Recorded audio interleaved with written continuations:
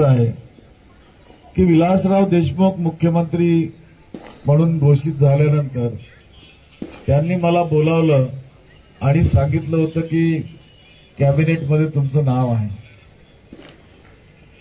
तुम्ही तयारीला लागा. परंतु ज्या वेळेला शपथविधी होणार होता त्यावेळेला सांगण्यात आलं की यादीमधनं तुमचं नाव गाळण्यात आलेलं आहे. म्हणून मी 1.5 महिने काही मंत्रालयात गेलो नाही आणि त्यानंतर जेव्हा गेलो, आता मतदारसंघाची कामं असतात, मुख्यमंत्र्यांना भेटावं लागतं, मंत्र्यांना भेटावं लागतं.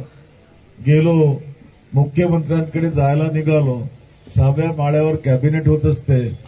जात असताना कॅबिनेट सुटली आणि एकनाथराव गायकवाड राज्यमंत्री झालेले होते.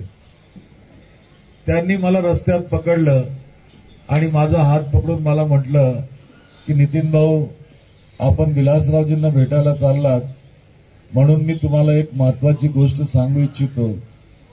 म्हटलं बोला. नाही म्हणे चला. एका कोपऱ्यामध्ये ते घेऊन गेले मला आणि ते मला म्हणाले की तुम्ही विलासराव देशमुखांना जे जोरामध्ये जयभीम म्हणताना ते जयभीम म्हणणं सोडून द्या, कारण त्याच्यामुळं तुमचं मंत्रिपद गेलं. आता मला सांगा की माझं मंत्रिपद जर जयभीम म्हणण्याने गेलं असेल तर याच्यापेक्षा मोठा अभिमान कोणता मला असू शकतो?